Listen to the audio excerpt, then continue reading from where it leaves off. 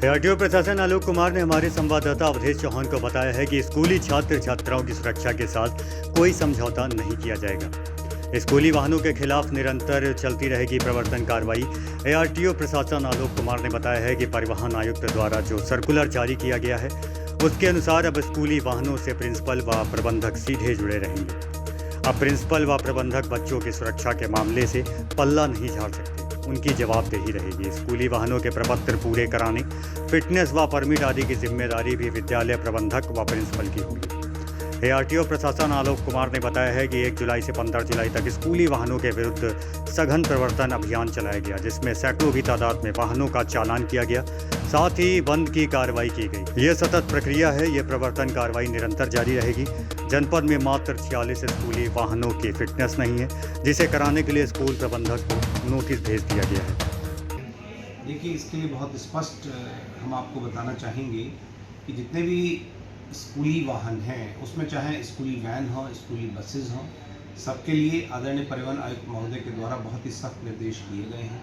और इसकी सबसे महत्वपूर्ण बात जो उनके द्वारा एक सर्कुलर परिपत्र जारी किया गया है समस्त प्रबंधक और प्रधानाचार्यों के लिए, और साथ ही साथ उसमें ARTOs को और साथ ही DIOs और DSAs को भी एक जिम्मेदारी सौंपी गई है कि अपने स्तर से उस परिपत्र का प्रचार प्रसार करें और साथ ही स्कूल प्रबंधन को भी अवगत कराएं।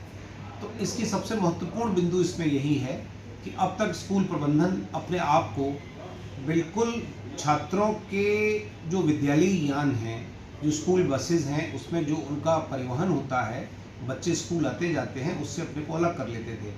परंतु इसके द्वारा स्पष्ट किया गया है कि पूर्व में जितने भी AIS 125, AIS 63, CMVR के जितने रूल्स बने थे और साथ ही साथ विद्यालय यान समिति का जो गठन किया गया था और विद्यालय यानों के लिए जो 26वां संशोधन हुआ था उसमें जो भी निहित प्रावधान थे, चाहे परमिट से रिलेटेड हो, चाहे स्कूली यानों के संबंधित उनके स्ट्रक्चर से संबंधित हो, सबके अनुपालन हेतु विद्यालयी प्रबंधन और साथ ही साथ विद्यालय की प्रधानाचार्य को भी जिम्मेदार ठहराया गया है। एक प्रकार से उनका जो सर्कुलर है वो एक चेतावनी है और एक कानूनी दस्तावेज है, जिसके माध्यम से निश्चित रूप से बच्चों की सुरक्षा के साथ खिलवाड़ नहीं होगी और वो अपना पल्ला कहीं से भी नहीं झाड़ पाएगी। प्रवर्तन कार्रवाई के सामने आ रहा है कि अभी भी स्कूल प्रबंधन सड़क सुरक्षा नियमों को लेकर गंभीर नहीं है, इस बारे में आप क्या कहेंगे?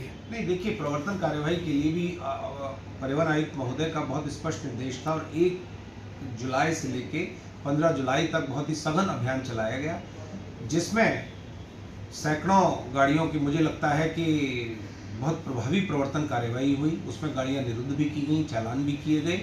और चूंकि बच्चों की सुरक्षा का विषय है, ये आम जनमानस से जुड़ा हुआ विषय है और इसमें मैं समझता हूँ कि बच्चों से ज़्यादा महत्वपूर्ण कुछ नहीं है। इसलिए प्रभावी प्रवर्तन कार्यवाही करना और उसको करवाना दोनों ही हमारे उद्देश्य हैं और इसमें हम पूरी तरह से तो नहीं कह सकते, परंतु निश्चित रूप से सफल हुए हैं और ये एक सतत प्रक्रिया है और निरंतर भी प्रवर्तन कार्यवाही जारी रहेगी।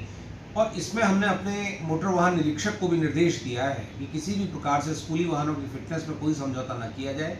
इसी क्रम में हमारे द्वारा हमारे जनपद में जितने भी स्कूली वाहन हैं उसमें से लगभग 46 वाहन ऐसे हैं जिनकी फिटनेस नहीं थी, उनको सबको नोटिस सर्व किए गए हैं, दूरभाषिक वार्ता की गई है प्रबंधन से और मुझे पूरी उम्मीद है कि वो निश्चित रूप से अपनी फिटनेस करा लेंगे। ये भी साथ में कहा गया है यदि उनके वाहन फिट नहीं है या संचालन में नहीं है तो उनका पंजीयन निरस्त कराएं। इस कार्यवाही हेतु भी उनको निर्देशित किया गया है।